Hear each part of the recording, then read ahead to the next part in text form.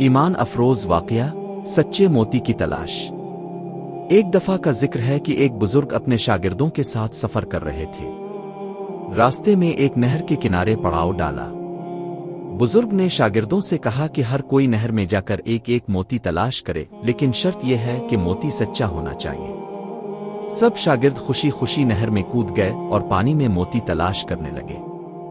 کئی گھنٹے گزر گئے لیکن کسی کو سچا موتی نہ ملا۔ شاگردوں نے سوچا کہ شاید یہ بزرگ کی کوئی حکمت ہے، اس لیے کسی نے ہمت نہ ہاری۔ آخر کار ایک شاگرد آیا اور بولا، حضور، نہر میں موتی تو بہت ہے مگر کوئی بھی سچا نہیں۔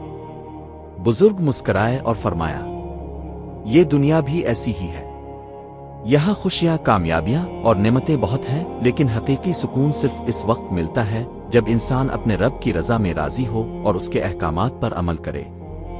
دنیاوی چیزیں وقتی ہیں مگر ایمان ایک سچا موتی ہے جو کبھی زوال پذیر نہیں ہوتا۔ یہ سن کر شاگردوں کی آنکھیں کھل گئیں۔ انہوں نے عہد کیا کہ دنیاوی چیزوں کے پیچھے بھاگنے کے بجائے اپنے ایمان کو مضبوط کریں گے اور آخرت کی کامیابی کے لیے محنت کریں گے۔ سچے موتی۔ بزرگ اور شاگرد سفر جاری رکھتے ہیں۔ راستے میں ایک بستی سے گزر ہوا جہاں لوگ دنیاوی دولت اور عیش و عشرت میں گم تھے۔ بزرگ نے شاگردوں کو بستی کے حالات کا مشاہدہ کرنے کا کہا۔ شاگردوں نے دیکھا کہ وہاں کے لوگ اپنی ظاہری دولت پر غرور کرتے ہیں مگر ان کے چہروں پر بے سکونی واضح تھی۔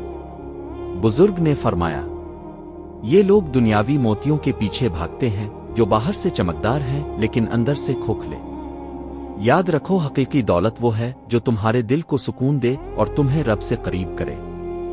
اسی دوران ایک غریب شخص بزرگ کے پاس آیا اور دعا کی درخواست کی۔ اس کے کپڑے پھٹے ہوئے تھے لیکن چہرے پر عجیب سا نور تھا۔ بزرگ نے اس سے پوچھا، بیٹا، تمہارے پاس کچھ بھی نہیں پھر بھی تمہارا چہرہ خوشی سے جگمگا رہا ہے، اس کی کیا وجہ ہے؟ غریب شخص نے کہا، حضور، میرے پاس دنیاوی دولت نہیں مگر میرے دل میں اللہ کی محبت اور اس کے ذکر کا سکون ہے۔ میں نے اپنی زندگی کو اللہ کی رضا کے مطابق گزارنے کی کوشش کی ہے اور یہی میری اصل دولت ہے۔ یہ سن کر شاگردوں کے دل پر ایک گہرا اثر ہوا۔ بزرگ نے شاگردوں سے کہا، دیکھا، یہ ہے سچا موتی۔ یہ غریب شخص اپنی ظاہری حالت کے باوجود دنیا کے سب سے زیادہ مالدار لوگوں سے زیادہ خوشحال ہے کیونکہ اس کے پاس ایمان کا خزانہ ہے۔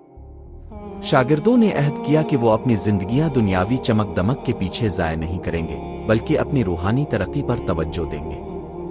ہمیں یہ سبق دیتا ہے کہ حقیقی خوشی اور سکون ایمان اور اللہ کی یاد میں ہے، نہ کہ دنیاوی دولت میں۔ دنیا کے عارضی فائدوں کے بجائے آخرت کی تیاری میں وقت لگائیں کیونکہ یہی ہماری اصل منزل ہے۔ یہ واقعہ ہمیں سکھاتا ہے کہ دنیا کی رنگینیاں وقتی ہے۔ اصل دولت ایمان ہے جو ہمیشہ ہمارے ساتھ رہے گی اور آخرت میں ہمیں کامیابی دلائے گی۔